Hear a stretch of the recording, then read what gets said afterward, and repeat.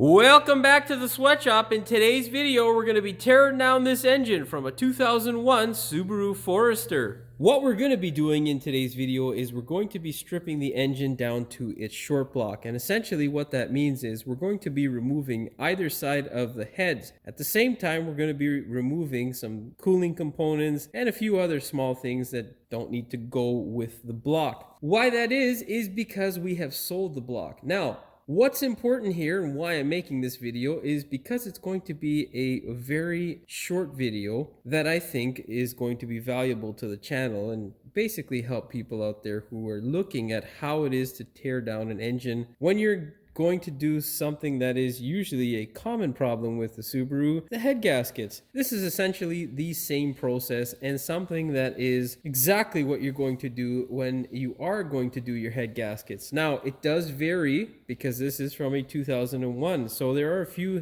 things that are slightly different, but basically it is pretty much the same. Now, that being said, as you can see here, we have our complete engine together, and what we should do before we start taking stuff apart is blow some of the crap that is on top of this engine. Now, just so that you know, we don't care about these heads and they're going to go into the garbage. So we're not going to cover up the intake and exhaust ports. Of course, you should do that if you are rebuilding your engine and, don't have crap and crud go into the cylinder bore or into the heads because it can damage it. In this case, we're strictly going to be showing you how to take it apart. I'm not going to be talking about torque specs or tolerances or what to check and all that sort of stuff, unless I see something exciting, which I'm pretty sure I'm not going to because, well, this thing was a good running motor. Now, in case you're wondering why it is we're just taking apart the short block, well, it's because this short block here is, of course, from a 2001, as mentioned earlier, and the customer just needs the short block because his heads are from a 2009 EJ motor, which he's going to bolt up to this thing, and of course, use as a good motor, which you can do. You can't go the opposite way, but you can put newer heads on an older block and you'll be okay. As far as I know, I've done this a few times, but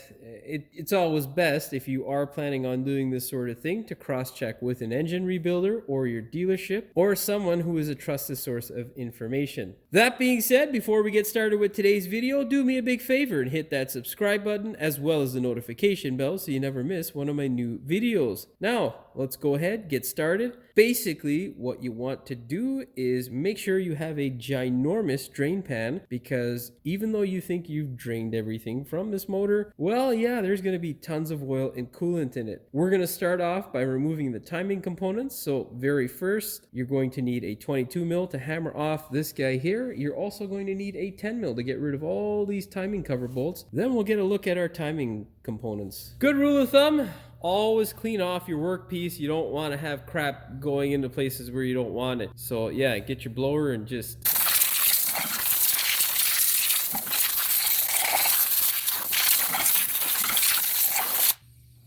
Oh yeah, wonderful. We'll let that cloud of dust settle there and yeah, we'll begin hammering.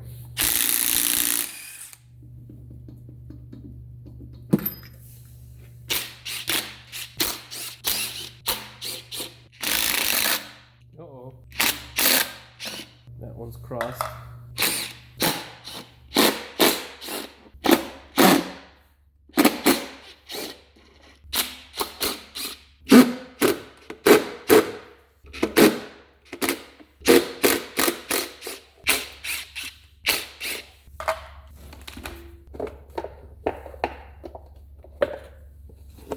There you can see our wonderful timing components. On either side, we have our camshafts. In the center, directly here, we have our crankshaft. Then we have a water pump, our idlers, and our tensioner, of course. Here's a tip. Make sure you grab these little cups here. There's going to be a lot of little bolts and whatnot, and organize them as you see fit and how you'll remember. What I like to do is organize them based on the bolts that hold in whatever component it is, and then put them with their particular component.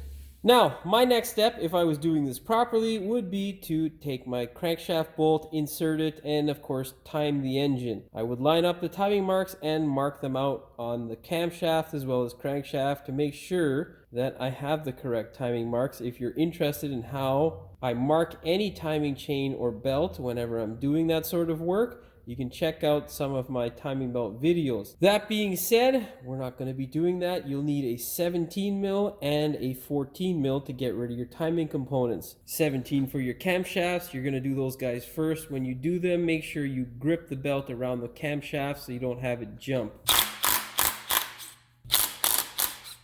It is imperative, however, that you line up your timing marks if you are doing your head removal, because what can happen is if your piston's close by and the camshaft wants to jump, you can potentially bend a valve, which would suck.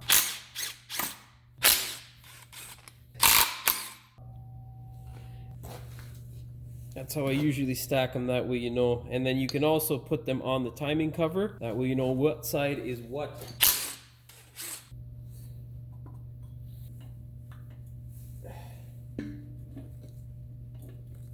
Okay, that guy wants to stay with the engine. Let's try and see if he...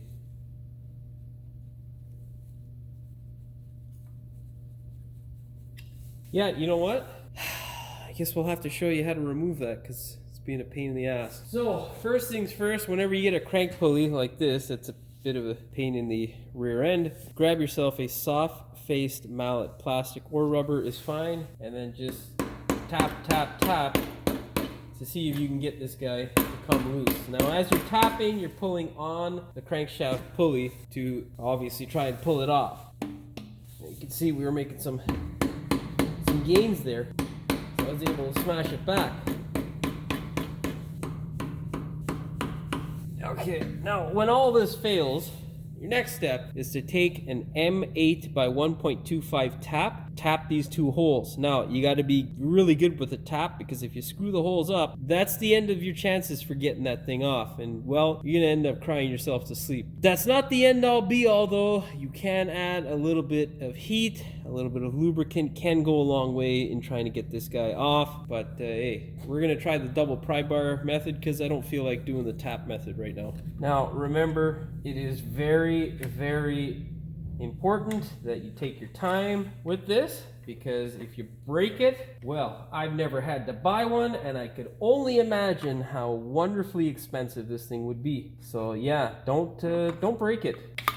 There's so many noises today. People's heaters are on and compressors keep going and stuff. It's gonna be wonderful. I was thinking of doing this as a music video. Maybe I'll do one as a music video. We'll see what happens. But I think it's much more valuable if I tell you guys what the hell's going on for most of it. And then maybe we'll do one just to make a pretty video, if that makes sense. Always remove your tools from the engine, even though it is a good bench for tools. You don't want to lose them. Sucks balls.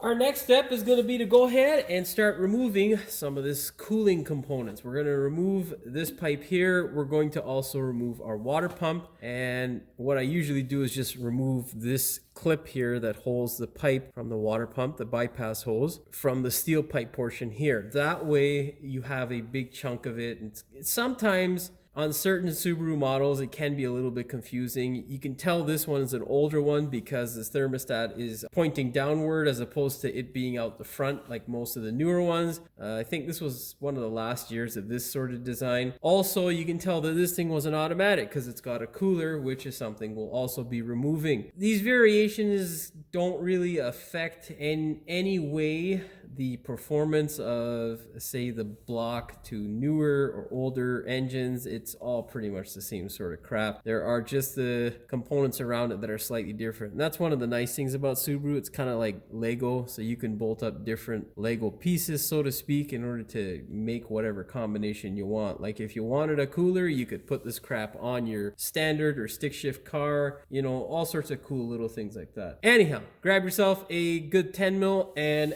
start to hammering. Now, before you do the water pump, make sure you set in place your drain pan. The second thing I would tell you is don't be alarmed when I start cutting the hoses, because of course none of these components are getting used, so we have I don't care. I'm just gonna cut through stuff because there's no point in me struggling with these hoses.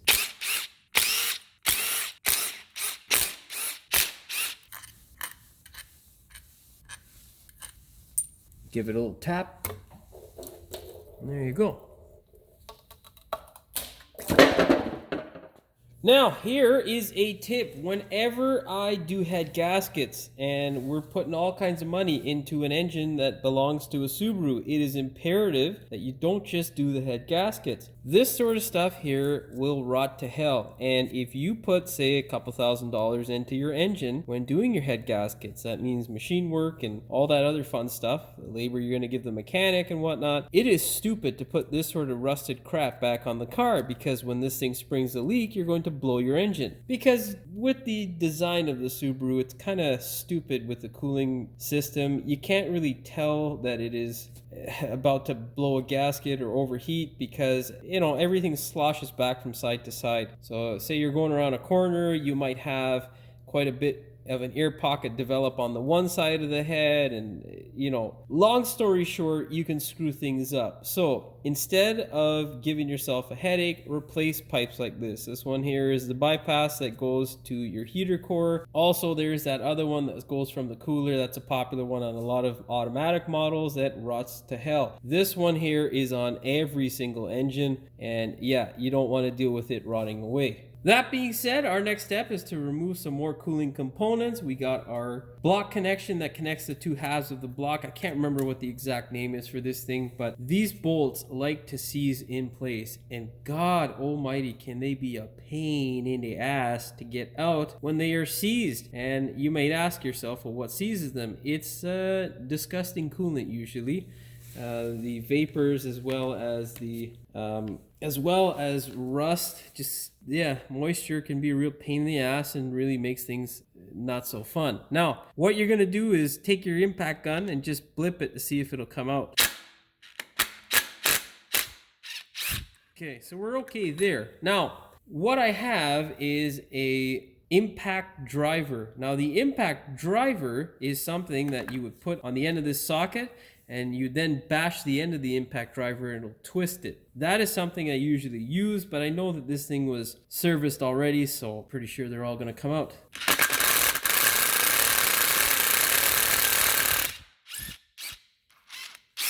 Yeah, see, that's some of that crap that can do you in. Let's go do the other side.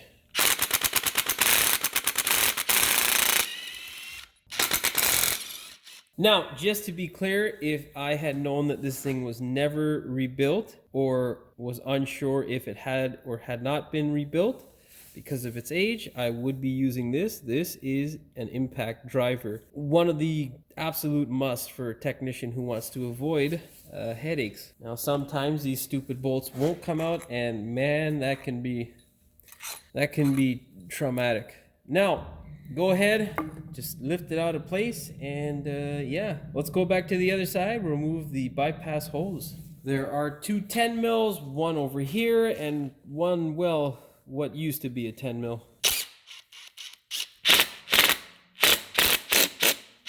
Yeah, I think it's a 3/8 now. Oh no, man. Okay, impact driver time. Now I will demonstrate for you the wonderfulness of an impact driver. Check it out. There you go. Check it out. How wonderful is that? It's much better than drilling that piece of crap out, so yeah, do yourself a favor. Oh, looks like that pipe is stuck. We'll leave it alone for now. Second thought, makes life easier when you can actually see what the hell you're doing. There you go.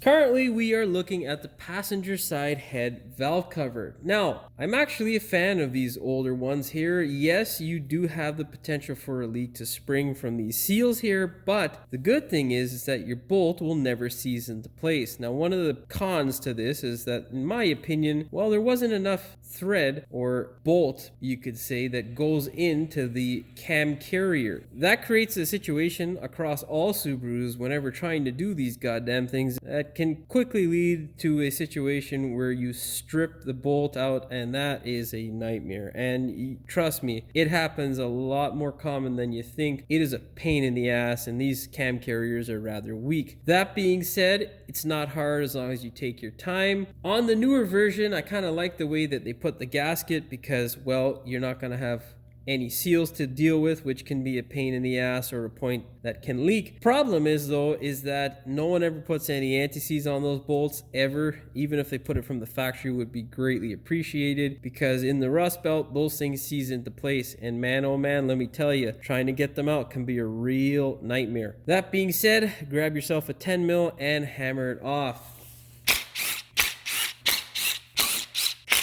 See how easy those came off? If I ever get a chance to edit the gargantuan sized video of me doing a 2006 single overhead cam, you'll see what a pain in the ass it can be to get those things apart. Yeah, that was wishful thinking. Get yourself a flat screwdriver. Or a pry bar, whatever's closer, doesn't matter.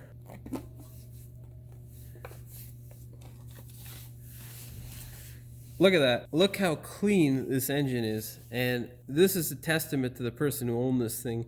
It's in wonderful condition. There is barely any staining on this thing, and this thing's got quite a bit of mileage on it. I think it's about 300,000. So it really does show you that if you take care of your Subaru, it's going to treat you well. Now, in this video, I'm not going to show you how to disassemble the head. I'll show you that in another video. What we need to do now is to go ahead and get a 14 mil 12-point socket. I get a thin wall socket because if you get a regular socket, sometimes I find they can bind up or kind of get stuck in between here, and no one needs that. Now, what I will say is whenever I am doing a head gasket, I don't just go to the head bolts. I never ever leave the cam carrier attached. I always take the cam carrier off. The cam carrier is this plate here that is split right along the head. It's a completely separate piece. What I'll explain in the next video is how to separate it. But if you're doing your head gaskets and you're only going to watch this one video, I definitely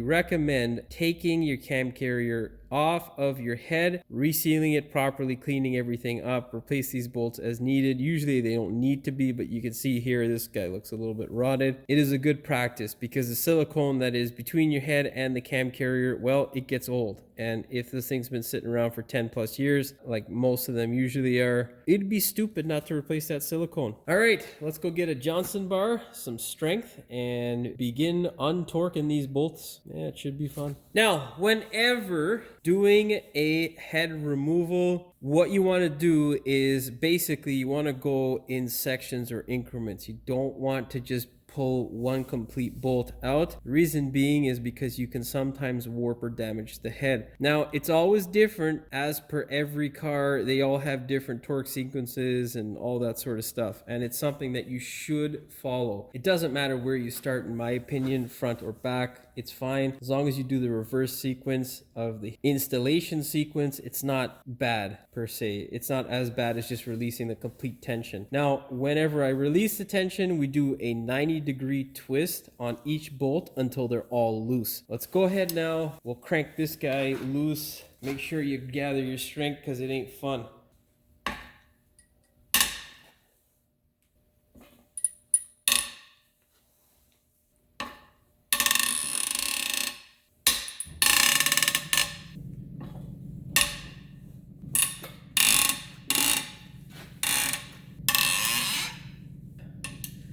I lost my train of thought and forgot what the hell I was doing and completely fucked up the sequence, but it doesn't really matter in my case. Anyhow, I'll show you what it should be on the other side.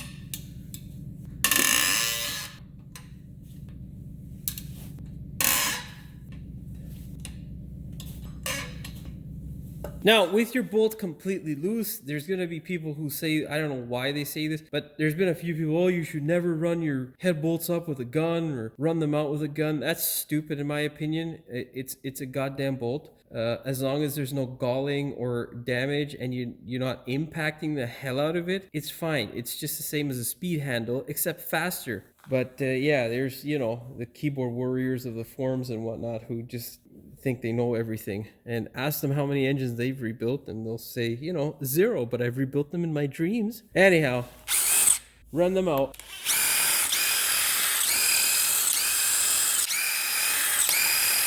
Go ahead, collect your bolts. You'll notice that there are 2 different colored ones in the center. Make sure you don't screw that up. These bolts are made to take a little bit more torque, just different torque. course, mine are gonna go in the garbage because, well, we're not using them again. Okay, what you're gonna do whenever pulling off a head is just slowly wiggle it off. You can see there it's pretty uneventful and nice. Well, we can see which valves were open. There's a bunch of crap inside there, so we'll blow this side off in the cylinder. And yeah, you can also see that this thing was running pretty well as well. Yeah, good stuff.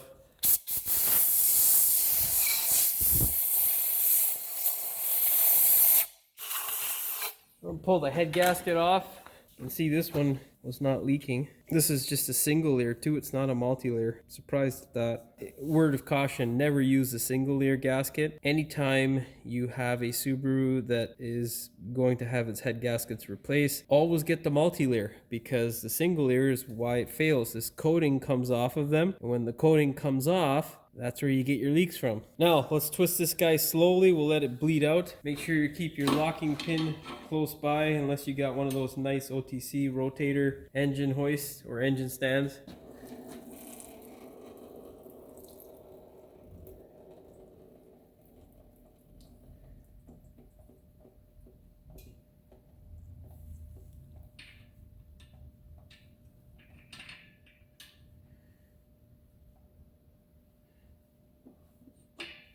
Go ahead, grab your 10 mil, hammer off your valve cover.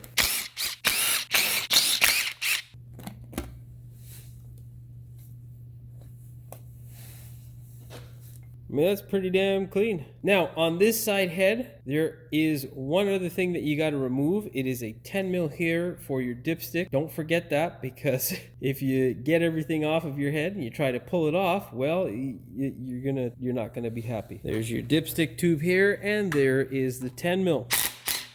Simply just move it out of the way, man. Now, in regards to taking off your head, it is crucial that you do the 90 degrees at the very least. Most importantly, even if you screw up the sequence, it's not the end of the world.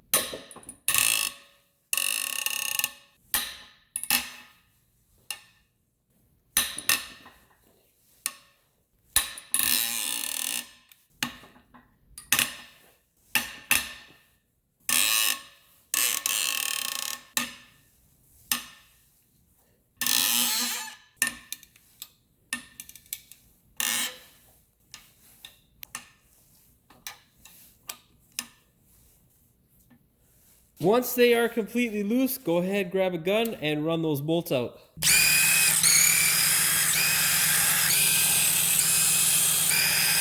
Of course, once they are loose, it doesn't matter about sequence. You can pull them out whichever way you like.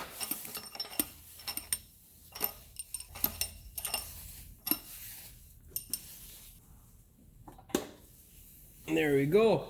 Yeah, one thing I should have mentioned as well is you need to have your drain pan underneath this thing, because anytime you rotate it, it's going to drip out. Now, the best thing to do would be to rotate the block straight up and down, essentially meaning that you have one set of pistons facing the floor and the other set facing the sky. That way you'll get all kinds of stuff running out of it. Give it a little bit of time to drain out, and then continue turning. We're going to flip the block completely over on its head.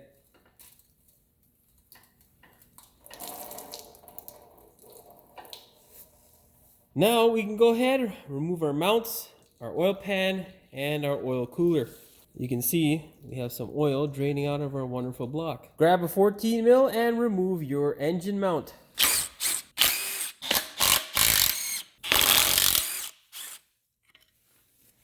Now, just to clarify, why it is we take off the engine mounts is because usually this area is doused in oil when you have a head gasket leak. Obviously, it's not the case here because this thing wasn't leaking from the head gasket, but it's a good practice if you're doing a head gasket job to get rid of any oil or residue that's on the outside of the engine. That way, you're not confused or think you have a potential leak just because you were lazy to clean the goddamn thing in the first place. That being said, another reason why I take off the engine mount is because it's much easier to clean the mating surface for the oil pan, because I almost always take off the oil pan unless this customer specifically says they don't want me to take off the oil pan, usually because of cost. That being said, our next step is to go ahead and take off our oil pan, and then I'll show you exactly what you should be replacing inside the oil pan. Grab a 10 mil and smash these bolts off. Just a suggestion. Definitely, I think, a good one. Now, before I go ahead and bash this thing off, we're going to get the cooler off as well as the oil filter. Don't even try to muscle it off. Just grab yourself a vice grip or oil filter tool and crank away. Also, if it's going to leak, make sure you twist the engine so that it doesn't drip all over the thing. It's never any fun. This thing hasn't been run in a while, so I don't think there's going to be too much oil in here. Oh, good Lord. Yeah, see, could you imagine trying to muscle that off? I'm doing this with a vice grip.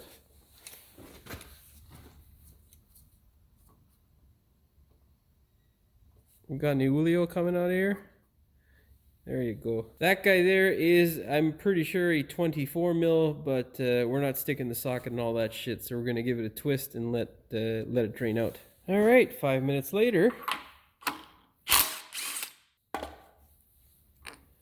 Pull that guy out. Separate this guy here. And we're just gonna cut that guy off. Uh-oh. He said too big, eh? Haha. Now what we're gonna do is get a mallet, give this guy a tap, and hope to God that it comes off nice and easily. Usually it's not the case. Luckily, we don't really care what happens to this pan because, again, it's never gonna get used again. So we'll just bash the shit out of it.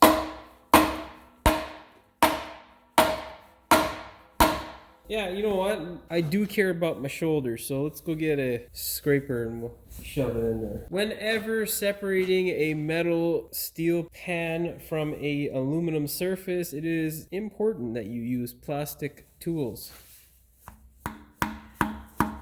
If you're asking me why, I suggest putting your tools down and stop working on cars.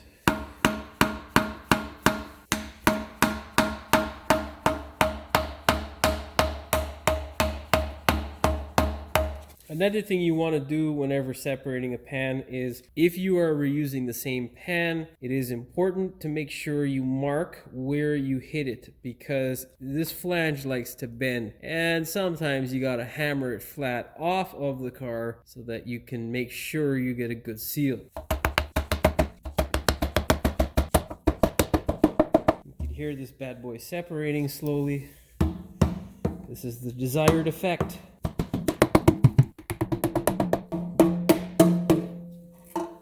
Now remove it. Oh, we got some more in the back here. There we go. In case you're wondering, this is not the original pan. It is upgraded, and you can see there it has some baffling in the pan so that this thing here doesn't lose oil. Anyhow, now let's talk a bit about what you should do inside of this thing.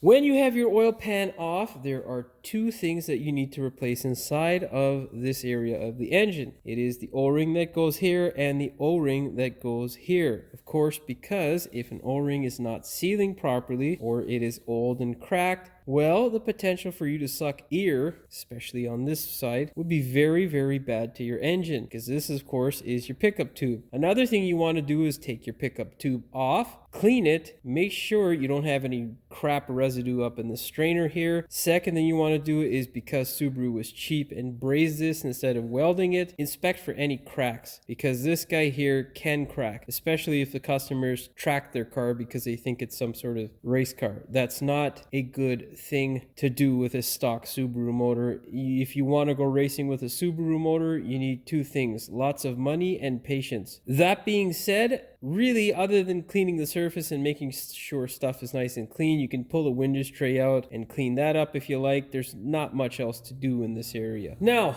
on the front of the engine, there are a few things that you want to do whenever doing a head gasket job. You're going to reseal those guys there. There are two over here in the front and there are two in the back. The two in the back are different. You're also going to, especially on the older engines, reseal all these oil gallery plugs here. You want to make sure that you get them all, because if you don't, they will leak and they are a pain in the ass. For some reason, this guy here, the 17 mil insert never leaks, but this sensor always goes, so I always recommend just replacing that. As for the NOx sensor, it's not the hardest thing to get in the car, but it can be a pain in the ass, so I would recommend replace it if there are any cracks in the plastic portion, because for sure it will be on its way out. Now, one of the things that in my opinion is most important and is consistently missed by the majority of people who do head gaskets is they do not take off the Subaru oil pump. This is a crucial mistake in my opinion. The reason being is because the Subaru oil pump has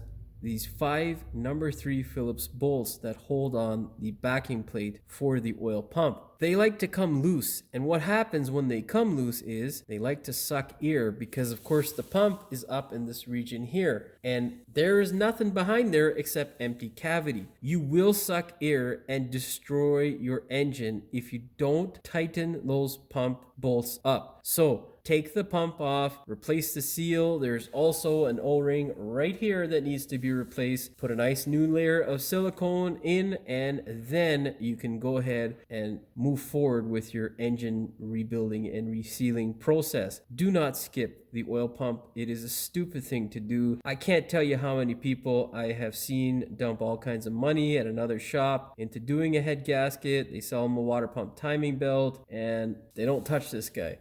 If you're going to do head gaskets, do all of this stuff, and I promise you, you will get a considerable amount of time out of your Subaru engine that has such a bad name. I can't tell you how many of these things I've rebuilt and gotten hundreds of thousands of kilometers out of these things after putting head gaskets on them. As long as you do these little steps, it really does make a big difference. That being said, let's move to the back of the engine. I'll explain a bit. It's going to be hard to see because the flywheel's still on. I'm not removing it. In the back here, there is 2 plates. There's this small one here, that's the access port for the piston. And then there's this guy over here. That is your separator plate for your PCV system. Behind that, there is this plug here. That is also something that is oil gallery related and should be resealed. Now, a lot of people will say, oh, it's overkill and whatnot.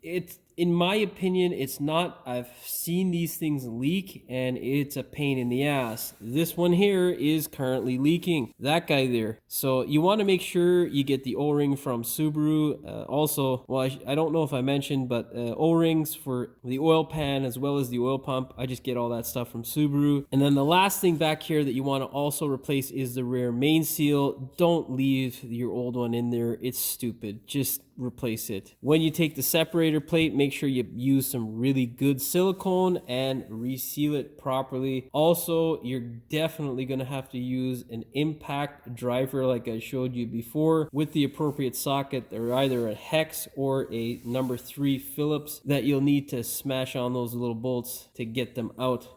Do not use an impact wrench. You will, I repeat, will screw up those threads, and it is a nightmare to get off. I think that is pretty much all the information that I want to get across in this video. I think the last thing I'll tell you about is my gasket choice, and yeah. In terms of gasket kits or head gasket kits, you want to make sure that you get something that is multi-layer for the head gasket. Do not get a single layer. Even if it's a Subaru stuff, it will fail eventually. If you're going to get the Subaru stuff, the STI or turbo motors, I'm pretty sure the WRX has a multi-layer gasket that doesn't fail. So make sure you get a multi-layer gasket. In terms of kits that I usually use, it's the Felpro stuff. I know there are a few people out there who don't like the Felpro kits. I can't say that I've had any issues with them ever, but you know, you got to do what makes you comfortable. I personally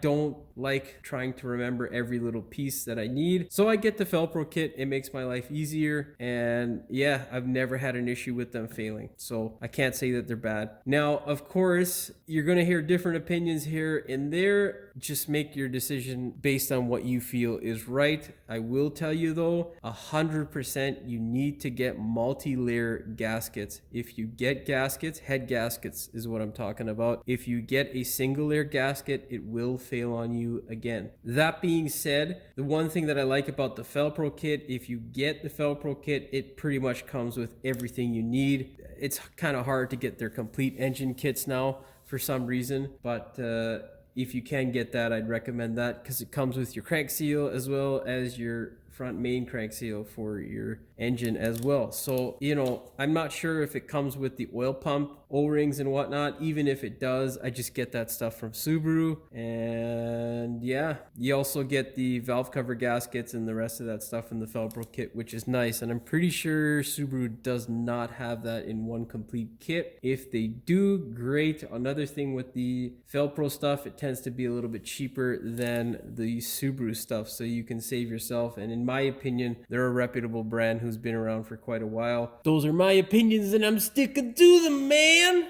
Of course, before you go ahead and put all that money into your engine, it is very important that you inspect your cylinder walls because they sometimes get scored, and man, oh man, you do not want to put all that money into your car and then have them fail. It just sucks. Yeah, look at that.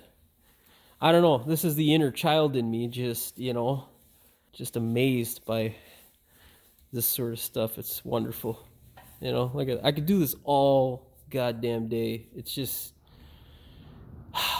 wonderful. So I'm going to go ahead now and inspect my cylinder walls. That is pretty much it for this one. Yeah, I don't think there's anything else that I can think of to tell you, but of course, the video ain't done yet. So if I do think of anything, I will pass it along to you. Last thing I gotta tell you is if you are gonna take a while to work on your engine, you're gonna set it aside, put some oil on your cylinder walls. You don't want those things to start rusting. It can happen, especially if you get any sort of cleaning solution and you just don't know when the steel is exposed to atmosphere, it will rot relatively quickly. Make sure you check your surface, the deck surface here, with a straight edge. Yeah, you know, there's lots of tips and tricks that I can tell you, but honestly, I think this is enough for this video. What I'll do is I will make another video disassembling those heads, and I'll talk a bit more about what you should look for, what you should do, what you shouldn't do, and yeah, what to look out for, what to be wary of. Okay, that's enough said. I think we should go ahead and wrap this video up. Yeah.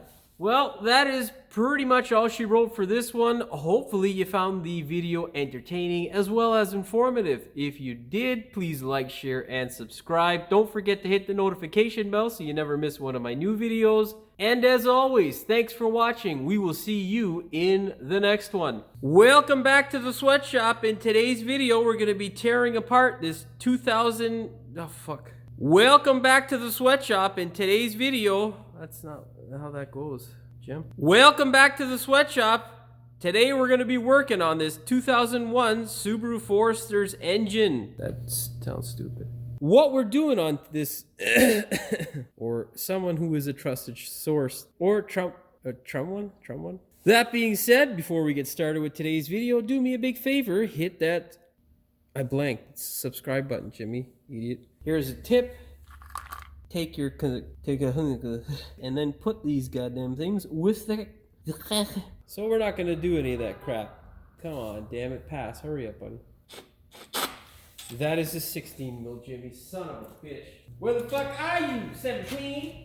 How? We're gonna strip it for scrap. So yeah. Because, well, I don't think anybody's ever gonna... You had one job, Drain Pan. You had one job. So, that being said, our next step is we're going to go ahead and crank off some more of this coolant. That being said, our next step is to remove some more coolant crap. So, we're going to remove this top bracket hose. What the fuck is that thing called again? I can't remember. On the other end of this... Focus, you fucking thing. Design where you basically have a huge machine section and you have a nice aluminum section, and in between there's a slight, I don't know, I'm just fucking rambling on. You'll notice that essentially where you have one bank of the, the fuck I'm trying to say. Fuck, I'm getting tired, I'm hungry too, man. If you're going to remove your oil pan, son of a bitch. Whenever you have your engine oil pan off, there are two things that are integral to the operation of your engine. Oil, of course, and the next thing is oil. That made no sense, Jimmy. Yeah. What happens is is when your oil ring is cracked, well, you're gonna suck in air potentially from this area. So it's, I'm gonna start this shit all over again. If there is, there's my Arab Tourette's again. Fuck that compressor. This thing, oh, the fuck, Jimmy. Last thing I gotta tell you is make sure if you're gonna take a while to work on your engine, put some oil on your cylinder block. What? Cylinder walls, Jimmy, stupid. Take a